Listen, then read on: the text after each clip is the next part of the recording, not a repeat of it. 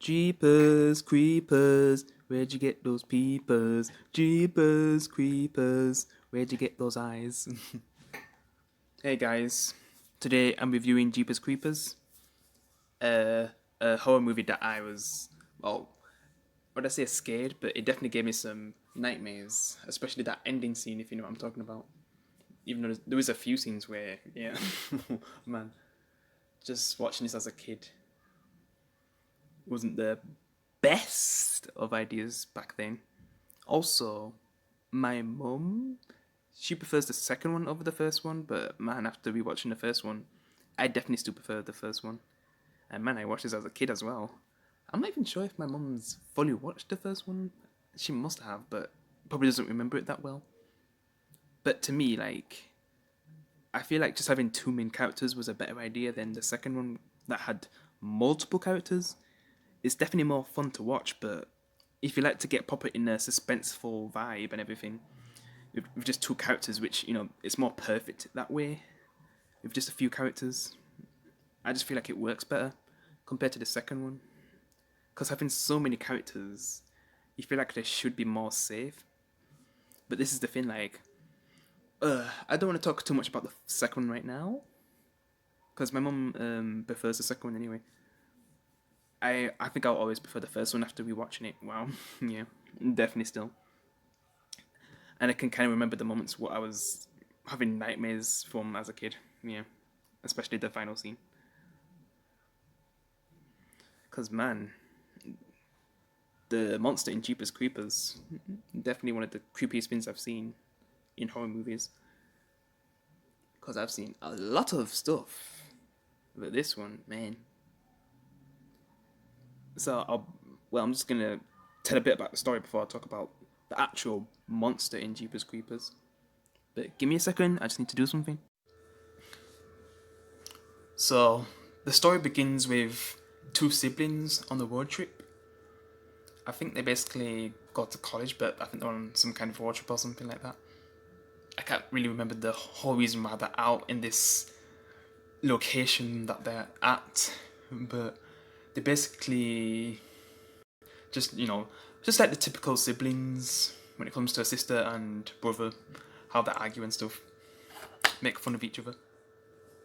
And then, like, as they're driving on,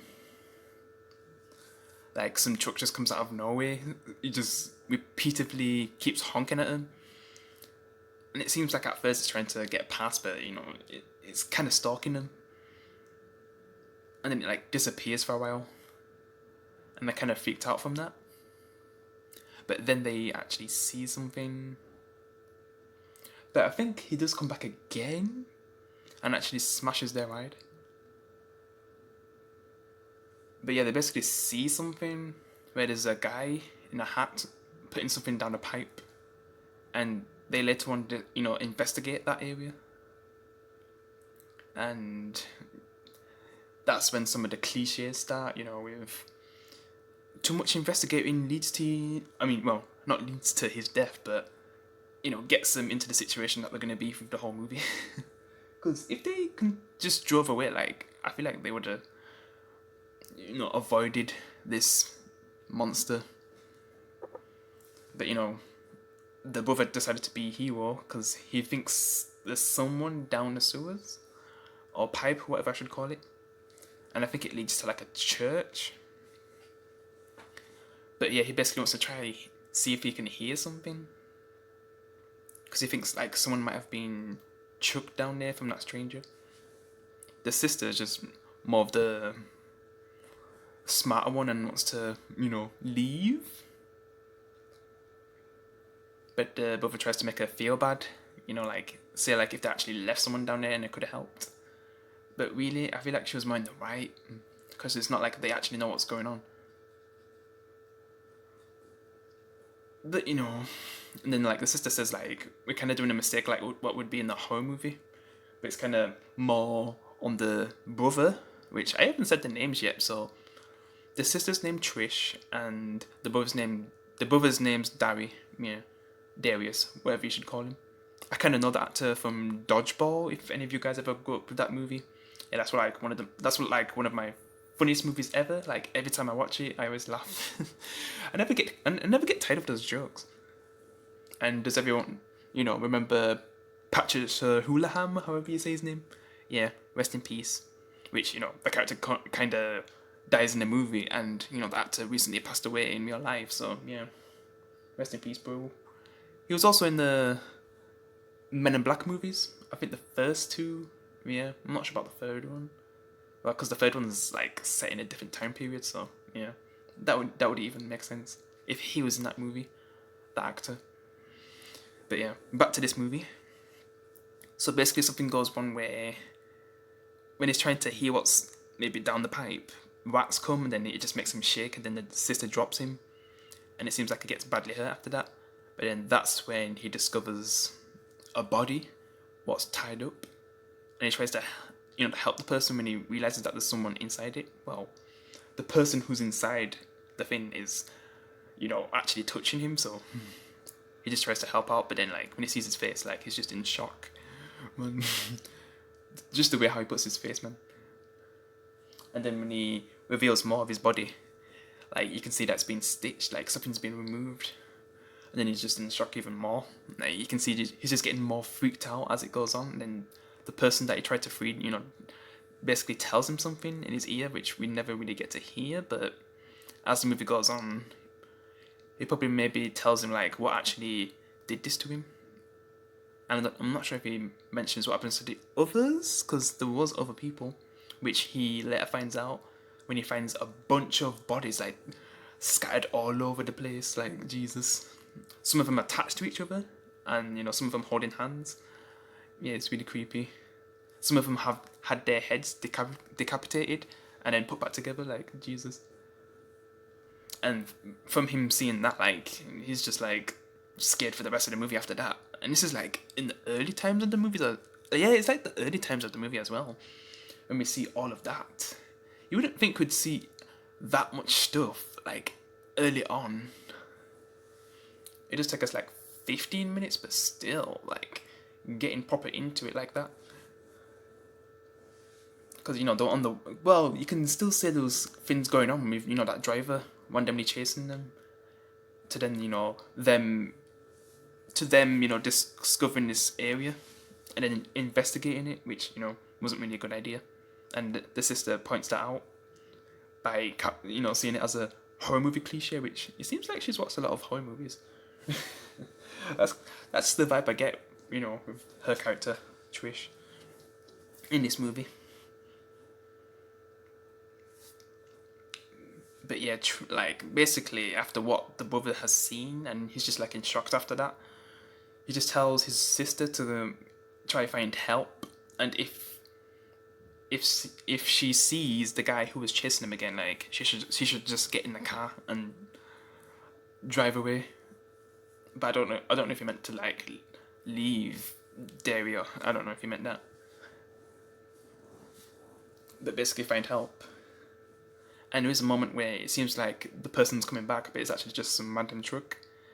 And she's kind of just, a bit scared after that. But then, like, the brother just comes out of nowhere and just does a jump scare. And then, like, she kind of sees how scared her brother is, and he doesn't really talk for a while after that. While they're driving, which they eventually get to a restaurant. And yeah, this restaurant that they get to seems a bit weird, the way how the people just look at them. Even when it kind of looks obvious that they need help, it kind of takes them a while to realise that, oh, maybe we should call the cops. And then there's the scene with this lady, this mysterious lady who wins them and somehow knows one of the characters' names, knows the brother's name. And well, she kind of says that she even knows like the tattoo that he has on, his body, which he has some kind of a rose on his like near his belly button.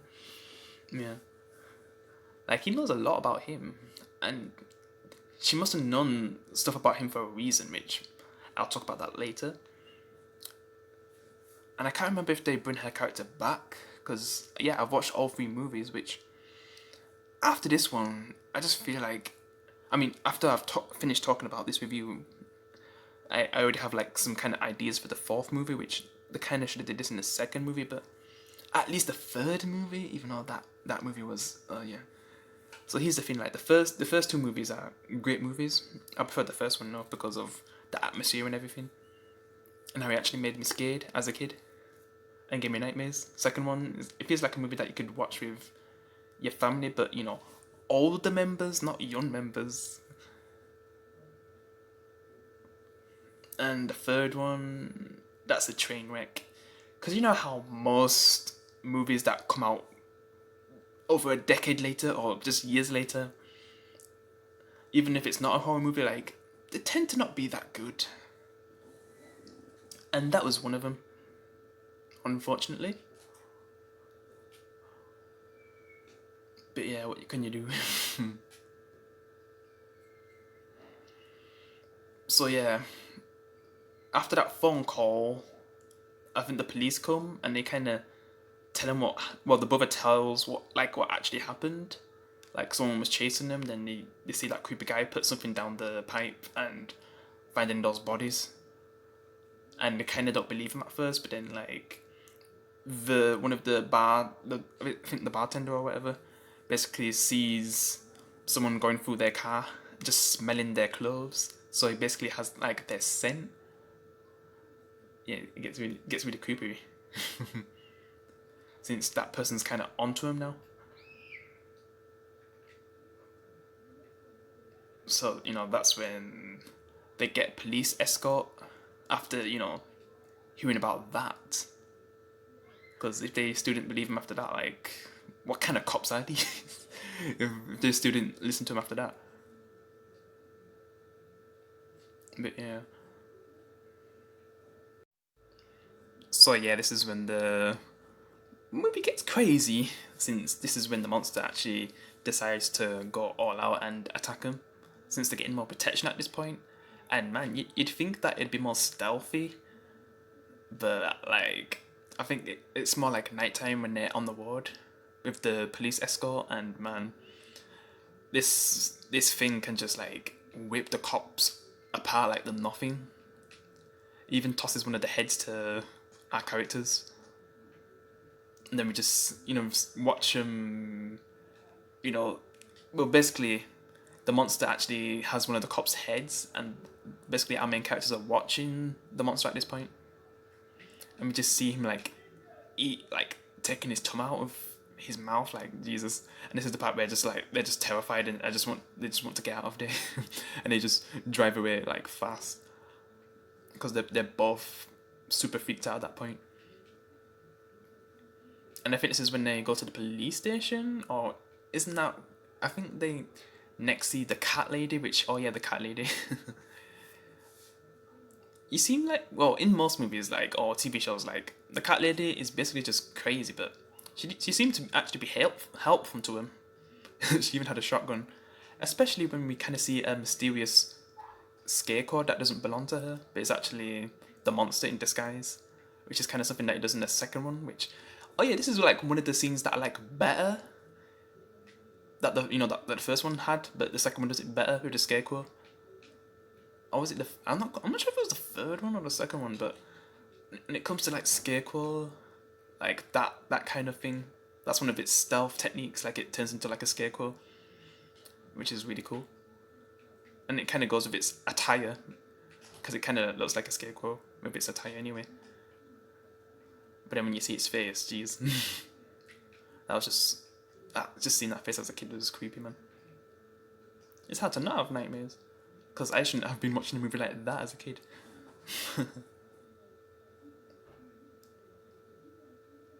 But yeah, man. Basically, the lady just uses a shotgun, and it seems like it gets blown up. And I think there's like a noise in the house, so she goes back in. Like, I don't understand how fast this thing moves, and it seems like it can regenerate really fast. Just like, wow. But yeah, basically we hear like several shots, and the main characters are just confused of what just happened. And man, I was watching this movie with speakers. Like, it seems like experience watching this movie with like speakers, just basically anything to make the movie more enjoyable. Because if you're just watching this movie like normally, even on just like normal volume, you're not really gonna get the whole atmosphere. I feel like with the second one you could just watch it at any volume and you get like the same experience, but with this one, like surround sound or speakers, like just anything like that to heighten the atmosphere, it just worked well for me. Because I haven't watched this movie for a long time as well. I think the last time I watched it, I was like a teenager, so I wasn't as scared of the movie at that point. But I could still see like why I had nightmares of this movie as a kid. But yeah, basically, the cat lady gets killed, and I'm not sure if it kills some of the cats as well. And then they just run off after that. And then basically go to the police station, which we also see the lady who was talking to Darius on the phone. And it seems like she knows a lot about this monster. Oh jeez. I'm also playing the game at the same time while reviewing, which is a bit weird. It's like a game I don't normally get to play with people on, so yeah. Revelations 2 on 360, because it's kind of hard to find players at this point, but yeah. Back to the review. So we basically see the woman who was talking on the phone to Darius and the sister, the mysterious lady. She just seems like she's crazy at first, and they just kind of freaked out from her, and at first glance don't really listen to her, but she kind of knows a lot, so she seems to know a lot of how this monster works. And I don't know if she has some kind of power to know like who he is, and kind of the same with the brother. But yeah, she also knows a lot about this monster and how it works. So basically, we already know that he goes after humans to eat them, but he basically takes off their body parts. She says, this mysterious lady says that when he eats the body parts, it becomes a part of him, because he needs their parts to live or something. He also needs like new eyes, which is where the song comes in, Jeepers Creepers. And it's kind of the main reason why they're after the young kids, because I guess they have the best eyes or something, why he's going after them. And I kind of feel like, just from my vibe, that the more fear they have, the more he wants to have them. Because later on in the movie, I feel like the sister's less afraid of the monster compared to the brother. Like, he's still afraid of it, even when it grabs him at the end.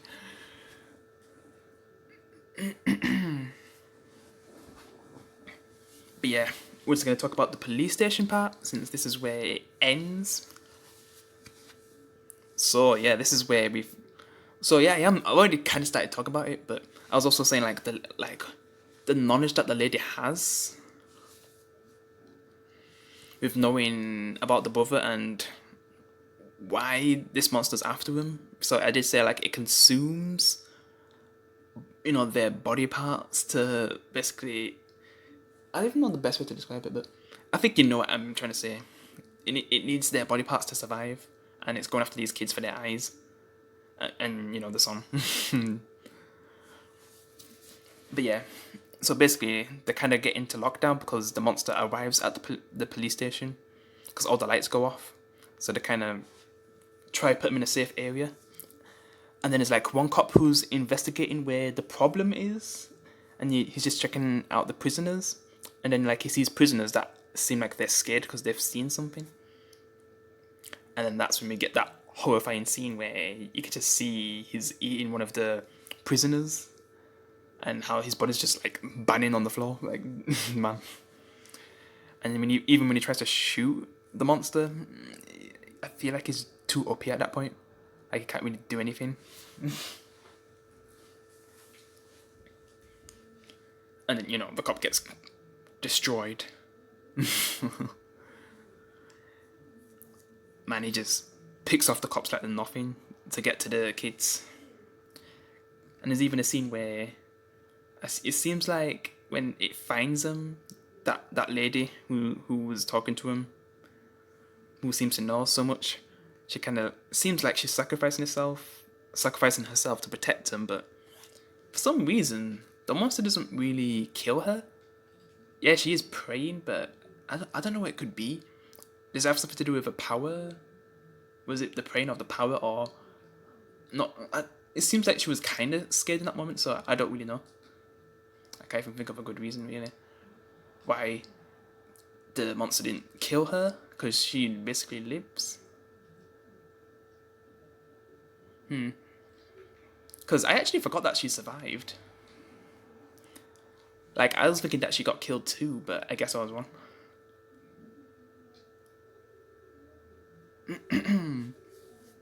Yeah. But yeah, it basically goes after them in the end, and like I said, it gets to that scene where they both get grabbed, and it's trying to choose which one it wants more. Does it want Trish or Darius? But in the end, it decides to go after Darius and keep him, and then that's when the SWAT team finally come, or whatever I should call them, the more heavy unit.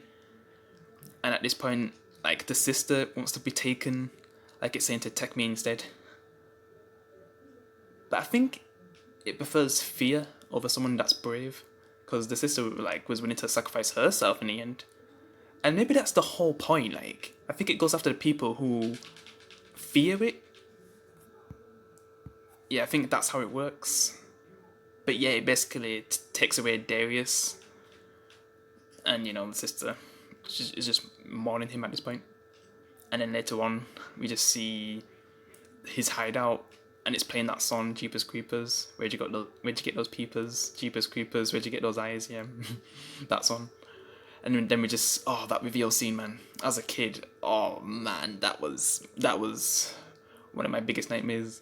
Just seeing Darius with his eyes, having no eyes, just that part of his face open, like Jesus.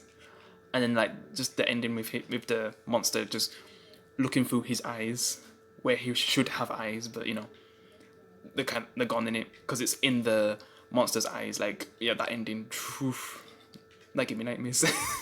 I just don't know why though. I was young, so yeah, I think it's when I was 7, because man, I had some very bad nightmares. Maybe one day, if I ever do story times, I could tell you about it. That'd be fun, because man, the stories I could tell you about my nightmares. Oh my god, I feel sorry for my mum sometimes. Back when I was 7, Jesus, the way how I used to act. But yeah, I guess that's my review for Jeepers Creepers. I also want to talk about one more thing, with what they should have did with Jeepers Creepers 3, or what they could do if there's ever another Jeepers Creepers, since I think that one of the actors, well, the actor who survived at the end, Trish, like, could come back and possibly get revenge. It just seems like the perfect storyline, which they should have did for the second movie, but oh well. Yeah. Because Trish, like, they could have a story where she wants to get revenge and kill the monster. Because the second one, like, I guess it was a good sequel, but I preferred the first one and what they set up for a possible sequel. And then they had the perfect chance on the third one, but they just had some really bad storyline. I can't even remember it that well. It was that bad. And then the fourth one, if they ever do another one, they could bring back, the character from the first movie to get revenge and kill the monster once and for all. I don't know, it's just something like that would be cool. But yeah, guys, that's my review of Jeepers Creepers. I'll be reviewing Jeepers Creepers 2 on possibly Saturday? On Friday? I think I'm reviewing... I'm not sure which one... I'll let you guys... Well, you guys will see soon, anyway. But yeah, that's it for now, guys. I'll see you in the next one. Peace.